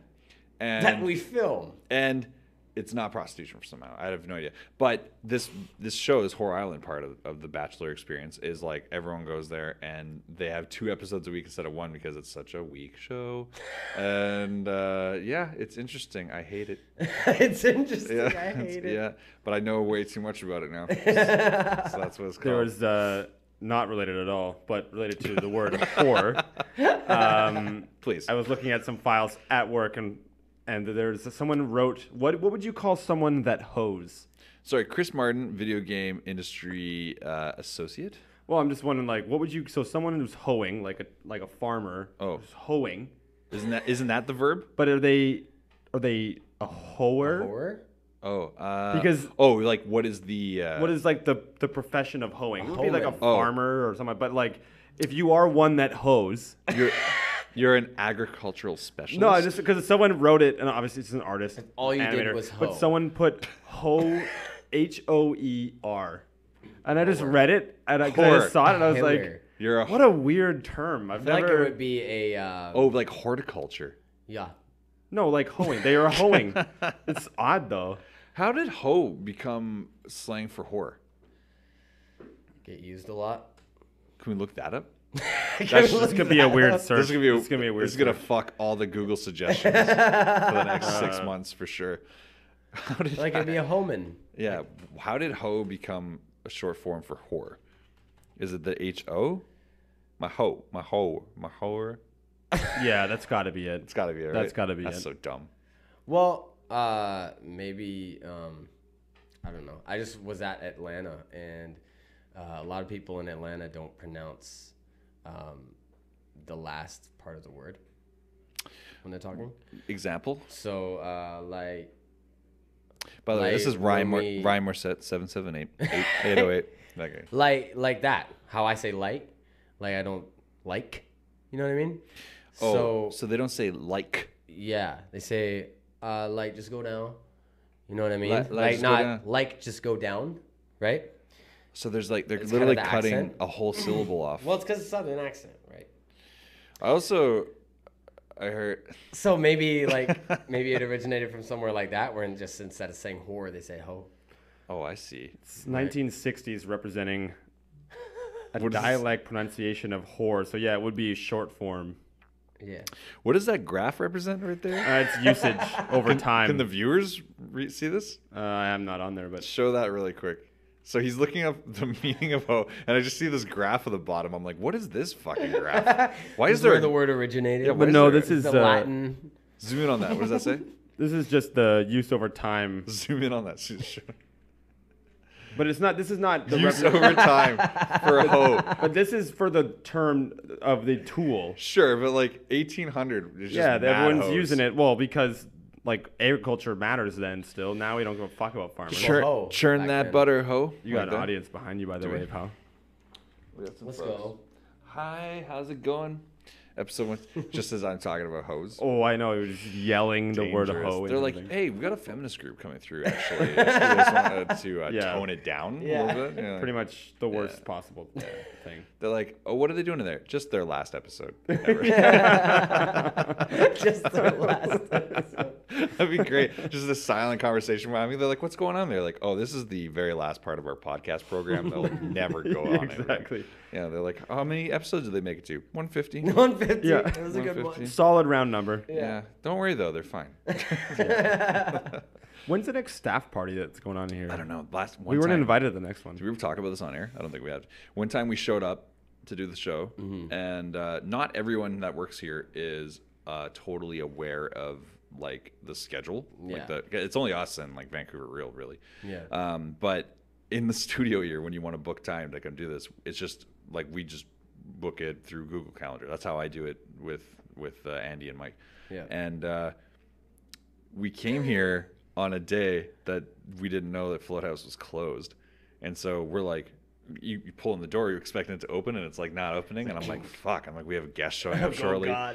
Right, so I'm Yeah. like, what is going on? So I'm like knocking on the door, and finally like someone I've never seen really came Yeah, to it's the because door. it was not just the people that work here. It's people that work in the float it was houses. like, Yeah. like there's like 6 locations now or something like that. So like it was like their franchise party basically, like Yeah. all the franchises. So they came. And by the way, imagine right now in your head the person that works at a float house facility and loves it and like that's like they're into it, you know, and whatever you're picturing is exactly what answered the door.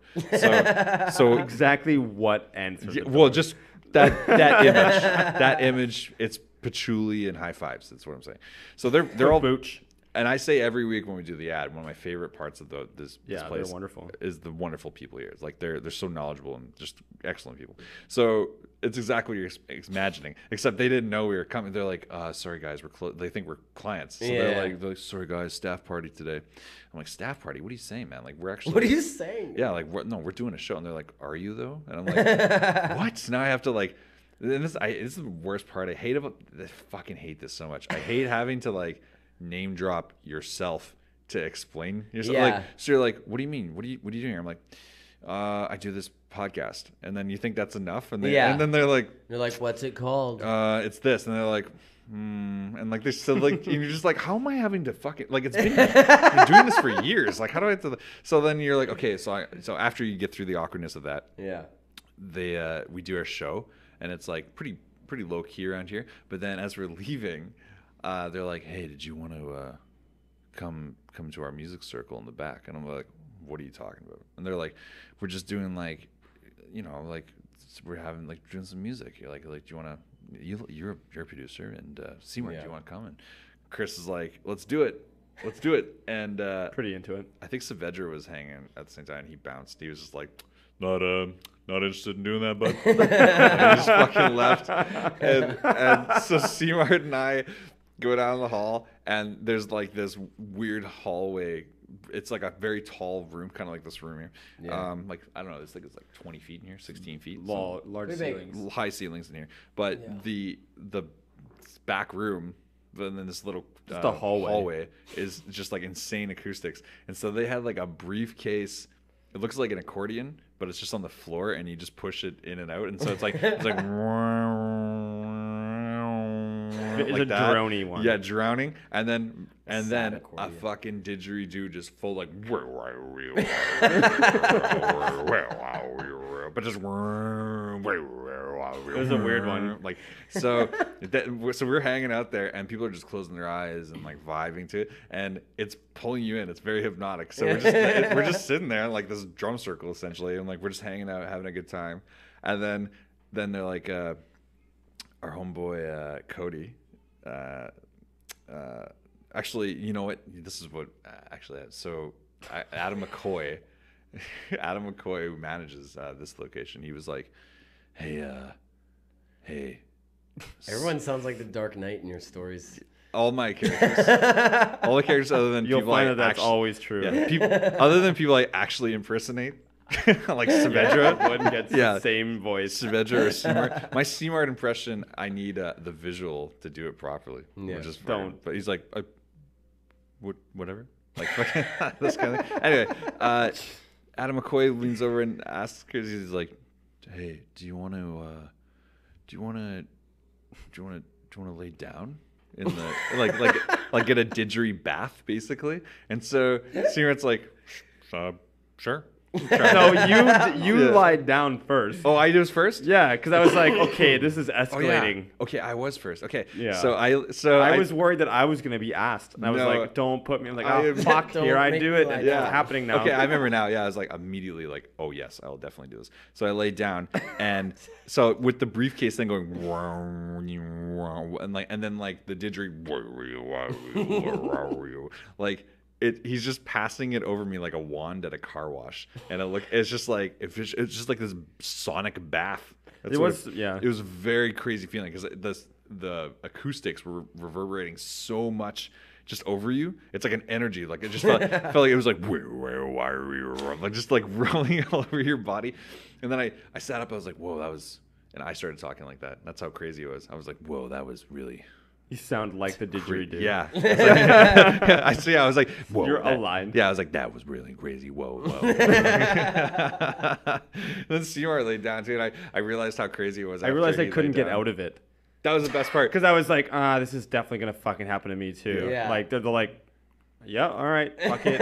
Like, there's no sense in like going against the. Yeah. Yeah, and then we walked out, and we had a good time. Life. It was a good time. And then nothing of note happened after. Immediate. The end. Anyway. Yeah. Okay. And then everyone went home and enjoyed themselves. And Yeah. no one broke the law. So Allegedly.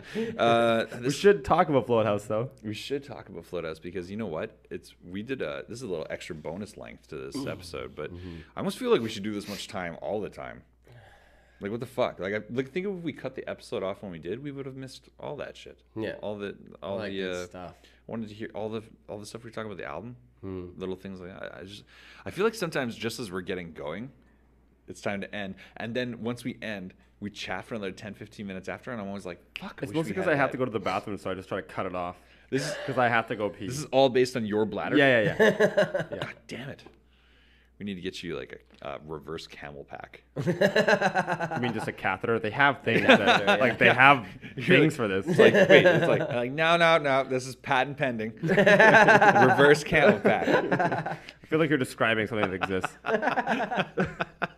You mean a catheter? No. Under the guise of invention, you are describing a product. Yeah. That's how North American economy works. Actually, that's how China's economy Allegedly. works. They're just like reverse camel packs. Yeah, what do you got there? Like we call it clothing. It's called a Gucci We call bag. it clothing? Yeah, it's called a Gucci bag, and they're like, oh, that's good. We already have 5 versions of it. And you're just like, what? They're like, well, that's copyright law. Sorry, we don't adhere to any copyright law. Yeah. You're like, okay, well, what are our options? They're like, you could fucking die. We have no options. What are you gonna do? We're like, well, what are you having? Like, we're just gonna buy all your property. Yeah. And you're like, what do you mean? With the proceeds of your copyright violation, we'll buy you, and then we'll rent you your house if you want to live there. Where are you going with this? I just want to say China's gonna run the world. Float House is a great China. I just want to say China's gonna run the world. That's what I'm saying. I just want to say. I'm waiting. Actually, what I was doing is I was trying to walk myself out of that hole so I can have a proper segue into the ad. Ah, yes. Because I can't just immediately. How'd that go for you? Right now, I gotta say I'm flailing around. Yeah. Like I'm almost splashing. I don't know about underwater, but you definitely aren't. Yeah. I'm Definitely not on splashing my land. way through it. Oh, water imagery. Oh. Splashing. Deftly placed. What do you do in water? Well, ladies and gentlemen, if I was in water, it would be my favorite kind of water, the float tank. What? What a shitty segue. That's a weird one. Well, let me tell you something about water. It's like, I don't need you to tell me about it. Actually, like, okay, seriously though, if you are by a computer right now, or maybe you have your phone in your hand, I would recommend you go ahead and browse on over to floathouse.ca. Why would you do that? Because that is the location of the premier isolation tank experience in the Lower Mainland. Yeah. One of my favorite things about doing these ads is not breaking eye contact as I look at our guests. You know what the amazing relatively part? new, but it is weird. Yeah. You know what's really amazing about Float House, though? One of my favorite parts about it is how tranquil the experience is. It's one of the best ways you can spend 45 to 90 minutes of your life. What? It's open to all kinds of walks of life. Say you're the kind of person who works hard every day and you just need to unwind. Shut off everything and become one with everyone. What? How do you do that? Well, there's a lot of ways. One of the first ways, though, is to go to floathouse.ca. We just did on the screen there. Do we? Yeah. People could see for themselves the amazing information that is available on the screen. It's pretty cool that the float tank itself can operate itself as just like a completely relaxing experience, or you can seriously connect in an eternal fashion, just to almost an undescribable degree. Like you are able to really, really reflect when it's just you and it's just your thoughts, and there's really nothing else, like really nothing. I can't stress that enough. Like when it's just nothing but you, and you don't have to lie to yourself. You don't have to have a facade.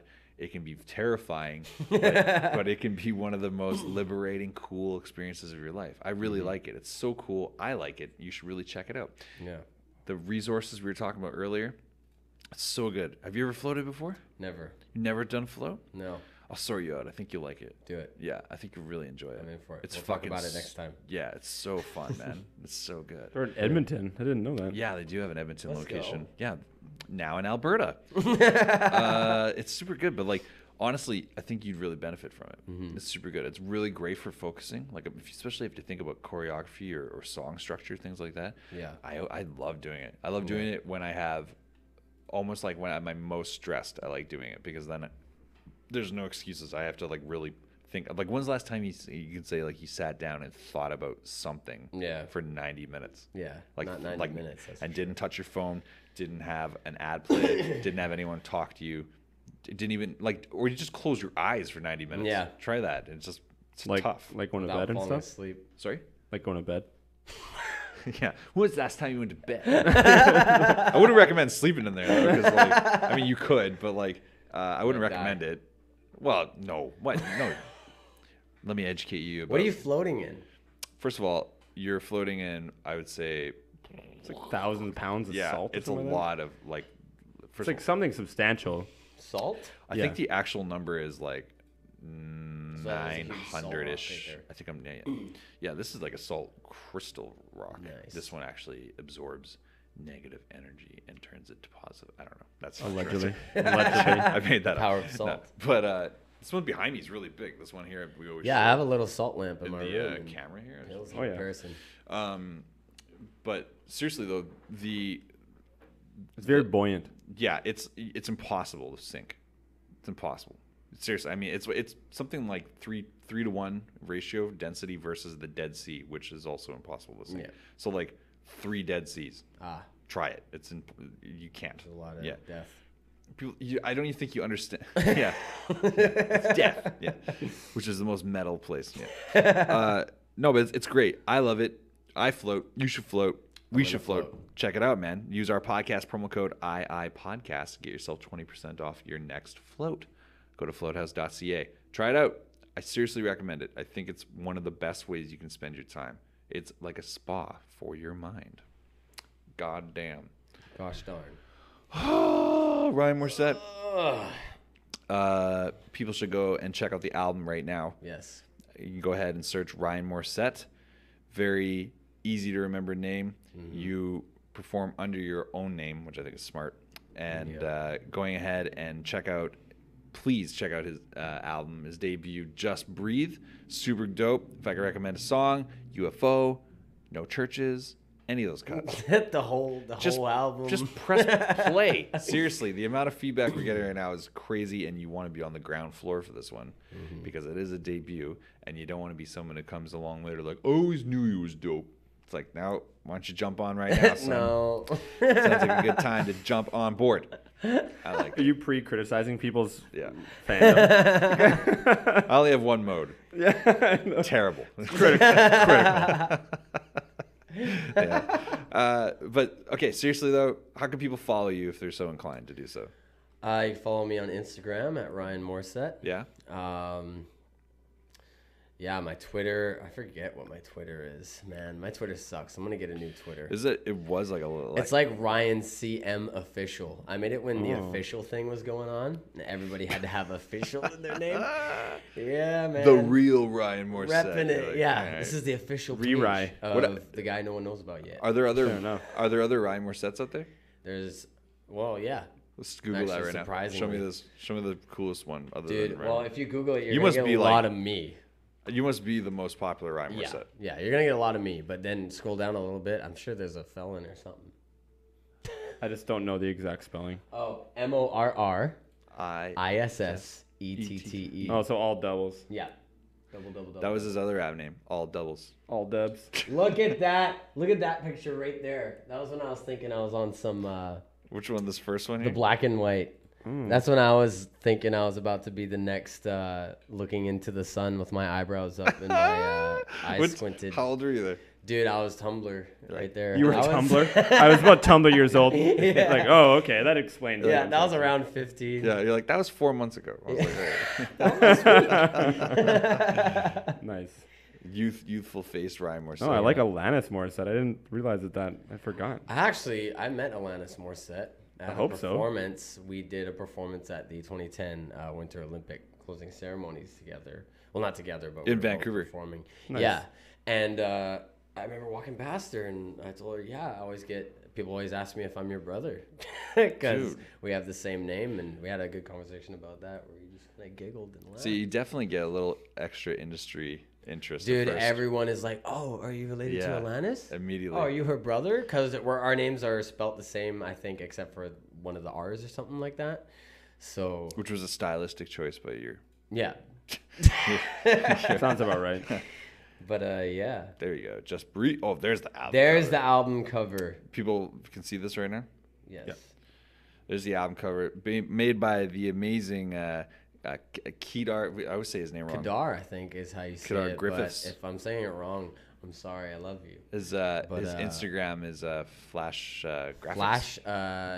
GRFX. Yeah, he's amazing. Yeah, he's so does fucking amazing great. He work. does tons of major label work, and we reached out through IG and just like hooked it all up. It was fucking great. He's honestly, he did that on like 3 lines of text. Man, Hear that cover again real quick. he did the No Churches one, and Yeah, he did the Just Breathe one, and we never had to ask for No, adjustments. not a single revision. Yeah. Seriously, you know how fucking rare that is? I Yeah. mean that. Look at that fucking cover. That's so good. The quality of this in this era of having a great cover is way more significant than anyone can really. I mean, really, honestly, I can go on at length about this, but like, Yeah, and it's so important. What I really like about him is he incorporated like the lungs and the. If you don't know, 65 roses is another foundation and phrase for cystic fibrosis. So that's why I have a lot of like roses tattooed on me and stuff like that. But I think in the thing that you sent me that you told him, you just said I sent you this verbatim. is very important to him and he has cystic fibrosis. That's it. Yeah, I was I like, think this, that's all you said. I said, yeah, I was like verbatim. I was like, this is his debut album, and it's very important to him, and he has cystic fibrosis. Yeah. And I was like, no, and I asked you for what colors you liked, and you're like, Yeah, maybe I like was like red and black black. and red. Yeah, black and red. Yeah. Maybe like black and red. I was like, people like black and red. I like black and red. It's a good color choice. But I didn't Magic the anticipate Gathering it being colors. like. Sorry, It's good Magic the Gathering colors too. is that a strong deck?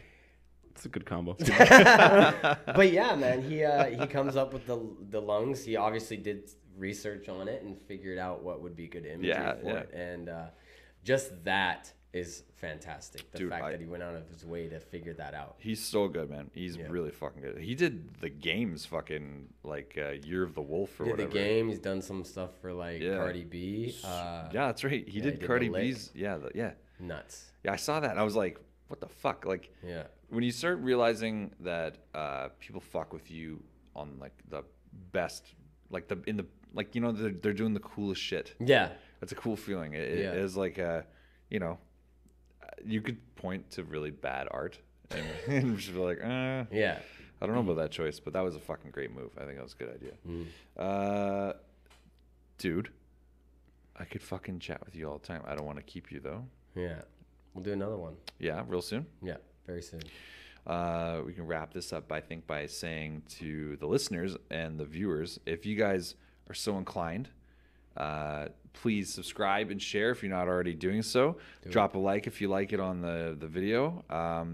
That is really important to us. If you write us a review on any of our platforms, like iTunes especially, that's huge to us. That does more for us than like 1,000 subscribers. Seriously, like it's a big thing for us. We love it, and you guys are so great. Thanks for doing your part and making this a viable thing. Thank you for listening. Thank you for watching. Thanks for sticking with us through all this crazy shit, especially the last few weeks with a lot of glitches and audio errors and video. And we're here. You're here. This is like Killing it. Killing the game. pretty excited, man. We're pretty fucking stoked, and we're gonna keep doing it until the group behind us featured in the video shuts down our podcast. They're like, did you hear what they were talking about? Whore Island or something? I'm like, yeah. Oops. We accidentally on purpose got canceled. Oops. The views of the show are in no way affiliated. No way affiliated. With anything. Yeah. And then we read an ad. Yeah. Yeah. But okay, seriously though, I really appreciate you coming to do the show. Thanks for giving us some of your time. Thanks for having me. There's so much we can still cover. I want to ask you about the crooked game of reality shows next time. Just save your answer. Save your answer. Do it. We're gonna get into it. Yeah. One more thing right here. C-Mart, brother. Thank you for doing the show.